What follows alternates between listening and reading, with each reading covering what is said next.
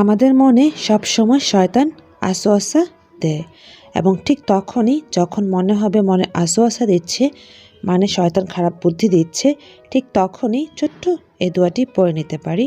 আমানতু বিল্লাহি ওয়া রাসূলিহি, আমি আল্লাহ তাআলার নিকট শয়তান থেকে পানাহ মানে আশ্রয় যাচ্ছি এবং আল্লাহ পাক ও তার রসুল সাল্লাল্লাহু আলাইহি সাল্লামের উপর ঈমান এনেছি। মুসলিম হাদিস নং 134623 624 625, ইবনুস সুন্নি হাদিস নং 629।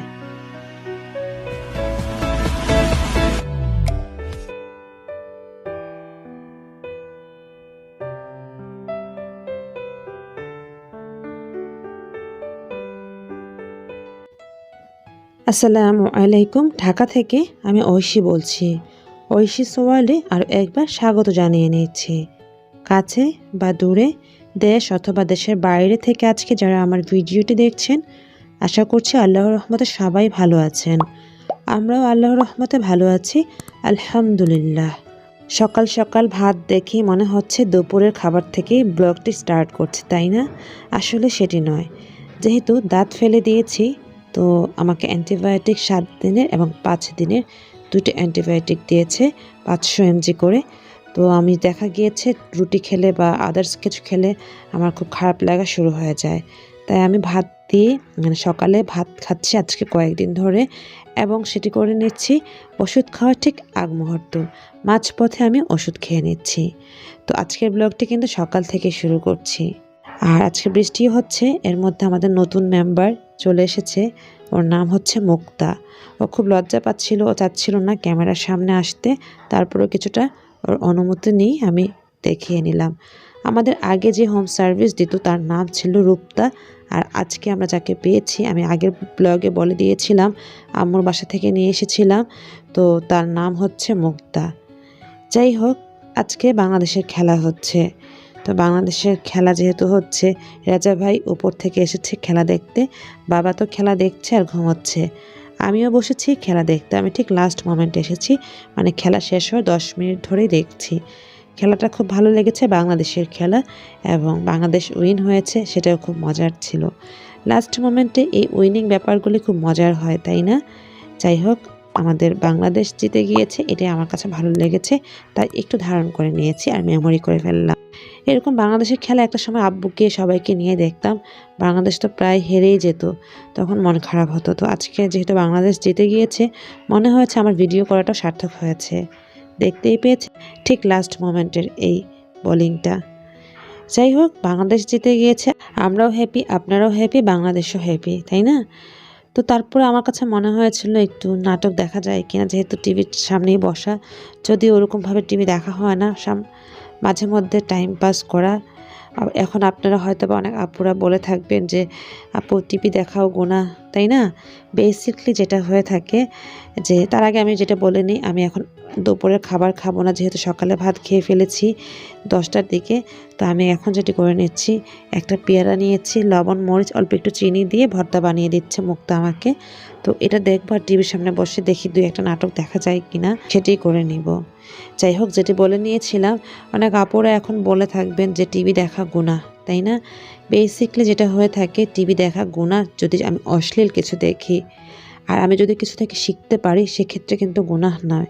আর আমি যেহেতু আজকে নাটক দেখবো, সেটা টাইম পাস, বাট আমি ওরকমভাবে দেখবো না। নাটক দেখবো, মোবাইলে এডিটিং করব, প্লাস আদার্স কাজও করব, মানে টিভিটা অন আছে ওরকম আর কি। তো যাই হোক, টিভি দেখা বা সারাক্ষণ মোবাইলে থাকা এগুলো সমপরিমাণেরই হয়ে থাকে। তো চেষ্টা করে নিব এগুলো থেকে একটু দূরে থাকার। যাই হোক, এখন যেটি করে নিচ্ছে, মা সেদ্ধ করে ছেঁচে নিয়েছে চালতাগুলো, যেটা আমার কাজিন সিএমএইচ থেকে পাঠিয়েছিল, আগের পর্বে দেখিয়েছিলাম। তো সেগুলোকে সবগুলো মা যেটি করে নিয়েছে, অল্প একটু লবণ হলুদ দিয়ে সেদ্ধ করে নিয়ে তারপর মুক্তাকে দিয়ে ছেঁচে নিয়েছে। আর মা আজকে বাজার নিয়ে এসেছিল, দেখিয়ে নিচ্ছি, পানি ফুল বলে থাকি আমরা এটাকে, জানি না আপনারা কি বলেন। এই জিনিসগুলো কিন্তু বিকালের ব্যাপার, মানে সকালের নাস্তা তো দেখিয়েছি, ভাত খেয়ে ফেলেছি, দুপুরের আয়োজনটা দেখাইনি, যেহেতু আমি দুপুরে ভাত খাইনি। তো রান্নাবান্না মনে হয় ফ্রিজে ছিল, ওগুলো দিয়ে চালিয়ে গেছে। তো যাই হোক, আর বিকেলের দিকে মা কলা নিয়ে এসেছিল, চালতাটাও ছেঁচে নিয়েছে, পানি ফুল, ডিম, আরও অনেক বাজার টাজার নিয়ে এসেছিল। মুক্ত সব কিছু গুছিয়ে নিয়েছে। কলার মধ্যে আমরা সবাই মানে 3 জনে 3টা খেয়ে নিয়েছিলাম। তো তখন মনে হয়েছে একটু ধারণ করে ফেলি, মানে যেহেতু ব্লগ করছি এগুলো একটু শেয়ার করি। এতগুলো চালটা আনার পর এরকম দেখতেই পাচ্ছেন ছেঁচে রেখেছে। পরে এটাকে দিয়ে ভর্তা বা আচার যেটাই বানানো হোক সেটি করে নেবে। তো মুক্তা আসাতে এই কাজটি আগে হয়ে গেছে, তা না হলে এটি করতে আরও সময় নিত। মানে ছোটোবেলায় যে পানি ফল খেয়েছি সেটা অনেকদিন পর মনে পড়লো। মা নিয়ে এসেছে, তো ভালো করে নেই মনে হয়, কারণ আমি একটা খেয়েছি একটু পচা লেগেছে, মানে টক টক মনে হয়েছে। পানি ফল সাধারণত টক থাকে না, তো ওই জন্য আর খাওয়া হয়নি। মা ধুয়ে ঝাঁঝরিতে নিয়ে নিয়েছে।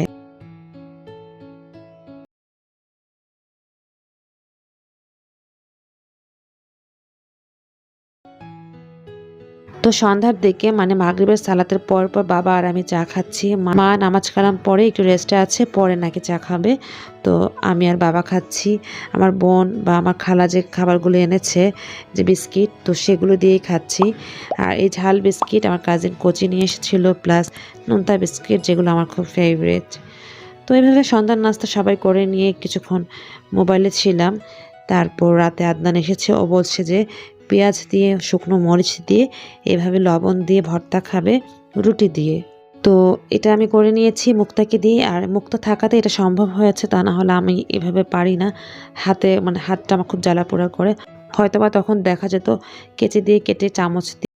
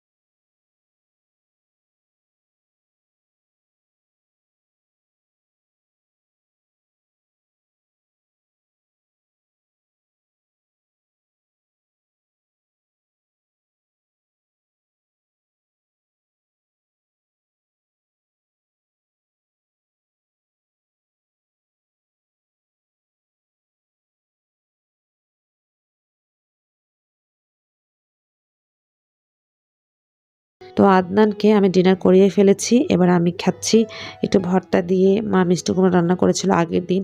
আমার কাজিনরা আসছিল, মানে ছোটো খালা আসছিল, তখন অনেক খাবারই রয়ে গেছে, সেগুলো ফ্রিজে ছিল। তো ফ্রিজ থেকে সেগুলোই বের করা হয়েছে, এগুলো দিয়ে আজকে মানে ডিনার করা হচ্ছে। ওরকম কিছু কিন্তু রান্না হয়নি, যেটা আমি এখন দেখতে পেয়েছি। যাই হোক, সকালে খুব তাড়াহুড়া লেগে যায় অফিসে খাবার দেওয়া নেওয়া নিয়ে, এবং আদনান নিতে চায় না। তো আমি ইদানিং যেটি করে নিই, আগের দিন রাতে সব রেডি করে দিই, তারপর সে অফিসে নিয়ে যায়। তো গ্রিলটা যেহেতু কিনে এনেছিল, আমি এটাকে আরও একটু ভেজে গ্রিল করে দিচ্ছি অনেকক্ষণ সময় নিয়ে, একটু পোড়া পোড়া করে, সাথে গ্রিলের মশলাটা দিয়ে দিয়ে একেবারে নতুন করে দিচ্ছি। তো যেহেতু অফিসে খাবে, একটু পোড়া পোড়া ভালো করে ভেজে দিলে ওর খেতে ভালো লাগবে। তো সেটি করে নিচ্ছি আমি।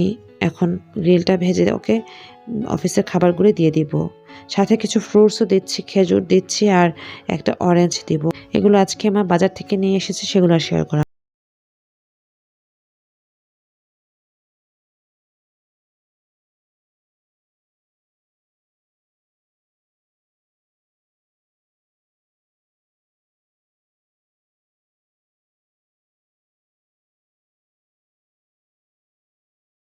দিন খালা এবং কাজিনরা এসেছে, খুব মনে পড়ছিল আজকের দিনটিও। দেখা গিয়েছে খালারা মানে 2-3 বার করে কল দিয়েছে এবং বলছে খুব মিস করছি, এবং সবাই একসাথে ছিলাম, খুব ভালো লাগা ছিল, এগুলো আমাদের বলা হচ্ছিল। তো আমিও কিন্তু যতবার খাবারগুলো রেডি করছি বা যতবার একটু একা থাকছি, ওদের কথা খুব মনে পড়ছিল। আর খাওয়া দাওয়া শেষ, অফিসের খাবারও আমি রাতেই শেষ করে ফেলেছি। ধোয়া টোয়া যা ব্যাপার স্যাপার সব মুক্তাই করে নিচ্ছি। আমি এখন রুমে এসেছি। তো ছোটো খালা চিড়া ভাজা এরকম নিয়ে এসেছে, লবণ মাখানোই চিড়া ভাজা, অনেক টেস্ট ছিল, ক্রিস্পি ছিল। আর এই নিমকিটাও এনেছে, এতে এগুলো আমার খুব ফেভারিট, আদনানেরও ফেভারিট। ও এগুলো খুব মজা করে রাতে খায়, তো ওর জন্যই আমি এগুলো রাখি সব সময়। আর বোনটা আমার এই যে কুকিজটা নিয়ে এসেছে, এটাও কিন্তু মজার ছিল। তো যতবারই এগুলো দেখছি আমার ওদের কথাই মনে পড়ছে। জানি না এরকম কয়েকদিন লাগবে, স্বাভাবিক। তো আমাদের মধ্যে এই মায়া জিনিসটা কিন্তু খুব বেশি কাজ করে এবং চোখে পানি চলে আসার মতো। যাই হোক, অনেক কিছু শেয়ার করেছি। অনেক ধন্যবাদ খালাকে, খালুকে এবং কাজিনদের সবাইকে অনেক ধন্যবাদ যে আমাদেরকে মনে করে আমাদের বাসায় আসার জন্য আর আমাদের প্রিয় খাবারগুলো নিয়ে আসার জন্য।